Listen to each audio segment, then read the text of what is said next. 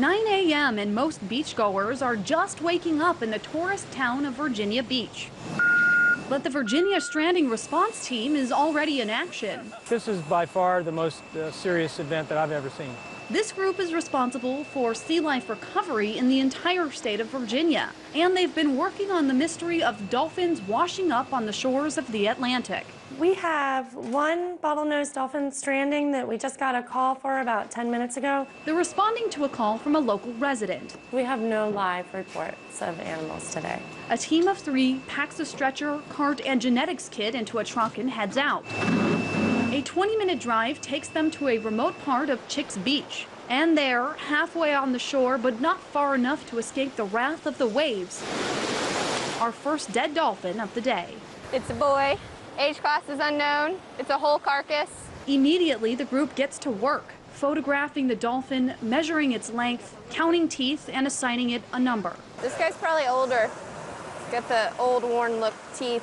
This dolphin is case number 1222. Especially given his size, I would definitely say he's older. It's a sight that would sadden most beachgoers. But for these researchers, it's another opportunity to get to the bottom of these mysterious deaths. Oh, there's some good skin for genetics. Right as the team drags the dolphin back into the truck and loads it in, another call comes in. Another dead dolphin reported. The team heads off to find it. Up and down the East Coast, hundreds of dead dolphins have been washing up on the shores, particularly here in Virginia Beach. Now, experts simply don't know what is causing all of these hundreds of dolphins to die. But scientists say that dolphins in particular are a good measure of the health of the ocean. So having all of these carcasses wash up on shore certainly isn't a good thing. Anytime you see a marine mammal like a bottlenose dolphin in trouble, that's concerning because they're mammals just like you and I. It's kind of devastating really to see it, and certainly it's not a good sign for the ocean environment. Back at the lab, another group begins an autopsy to find some possible answers to these mysterious deaths. And it's all on the leading edge, right? Yeah, it looks like it to me. Scientists have been flying in from across the country to help. The smell here is almost indescribable, a mixture of fish and rotting flesh. The smell sticks to your skin and clothing thanks to a thick blanket of humidity. Up to this point, over 210 dolphin carcasses have washed up on Virginia's shores this summer, 4 times the amount of previous years. But after months of tireless research, ocean scientists think they may have finally discovered the cause. We don't know all the factors. We do know that this dolphin morbillivirus is the primary agent that seems to be causing this event, but there could be other complicating factors. We know that these animals are exposed to a lot of different pollutants in the water. They're stressed as a result of that. Whether that has any implications in this event or not, it's way too early to tell. But it is concerning. It's the same disease that killed over 700 dolphins between 1987 and 1988. But the problem is that even with this diagnosis, there's little scientists can do to stop the spread of the disease. The bottom line is in something like this, this is not only a wild animal population, but it's a wild animal population that spends its entire life at sea and living underwater. It's impossible for us to actually do anything out there to really alleviate this. So even if it is the morbillivirus causing this, all scientists can do is wait for the dolphins to wash up on shore. And they're expecting many more before this disease runs its course. In Virginia Beach, Megan Lopez, RT.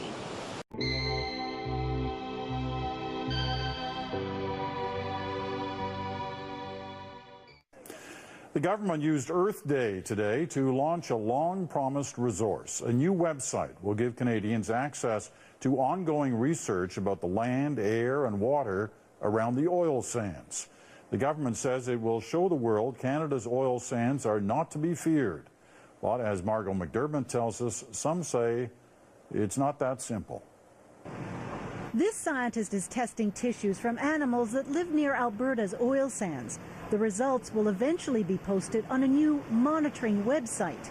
Today, the lab was the backdrop for the federal and Alberta environment ministers who jointly launched the new portal. To establish real facts, real scientific facts on exactly what the impact of industrial development is in the sands. There was a huge uproar after water scientist David Schindler found deformed fish in the Athabasca River downstream from the oil sands. Soon after, a special federal panel concluded that environmental monitoring of the massive development was a complete mess. The government pledged to clean up its act. We want to up the federal government's game. The website is part of the promise to publicly release all scientific observations of how the oil sands are affecting the environment. It'll be good, I think, that everyone that's interested in the province, the nation, or globally can actually go and look at this information and see the facts for themselves. Schindler says the website still needs independent oversight to make sure the government doesn't leave out bad news. People will still be suspicious that spin doctors from government or industry are going to filter the data. And environmental groups have a lot of questions about how the raw information will be used. How is that reliable is that data, and if that data will actually be used to inform management decisions about the oil sands. It will take 2 years to get the new website up and running. Meanwhile, there are no plans to slow development.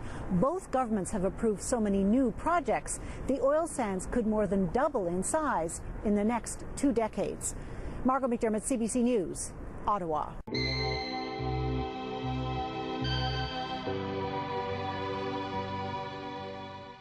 A study out today says Alberta's oil sands operations are poisoning the air, land and water of the province's north.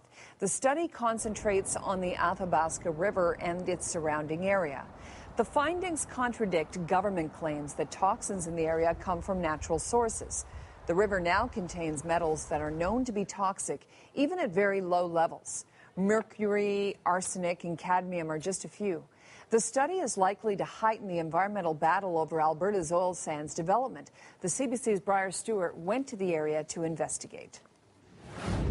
Researchers say this new study confirms what many people living downstream of the oil sands have thought all along, that the industry is polluting the Athabasca River.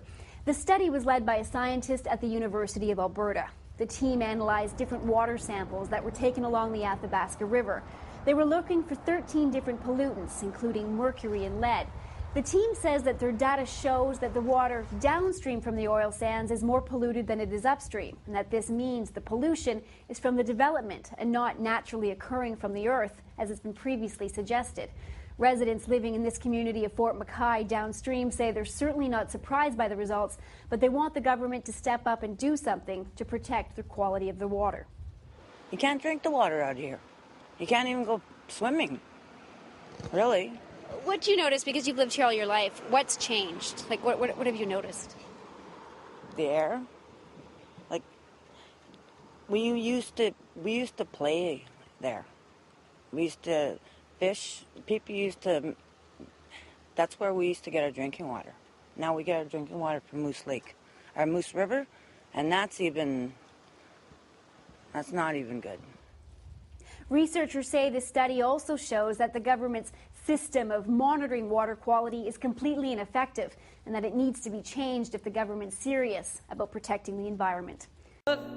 Your morning cold and gray is painting shadows on my thoughts, and we're bound for nowhere.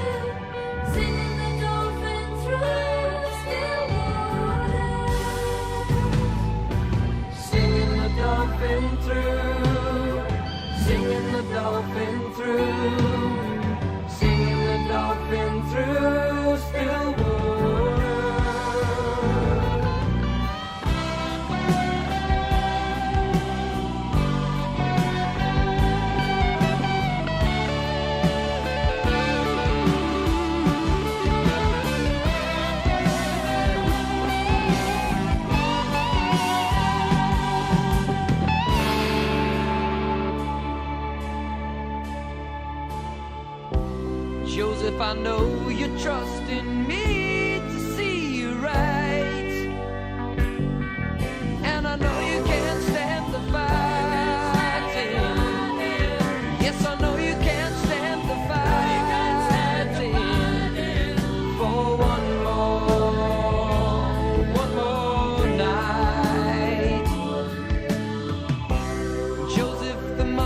way to carol somewhere.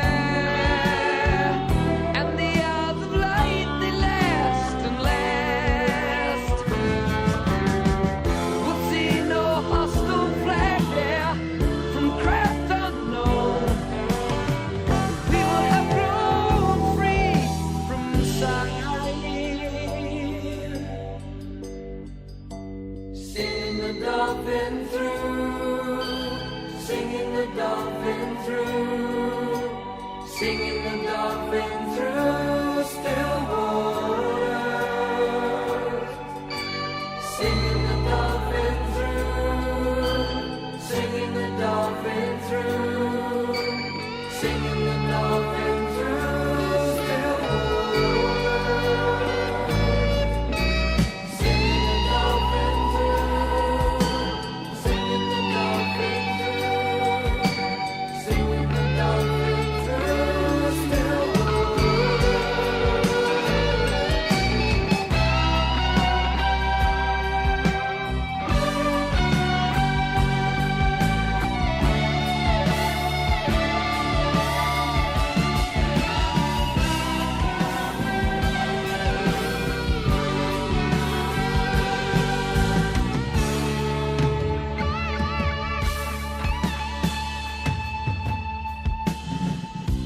Joseph, I know you're trusting me to see you right, and I know you can't stand the fighting. Yes, I know you can't stand the fighting for one more night. Joseph, the mud gives way to carol somewhere.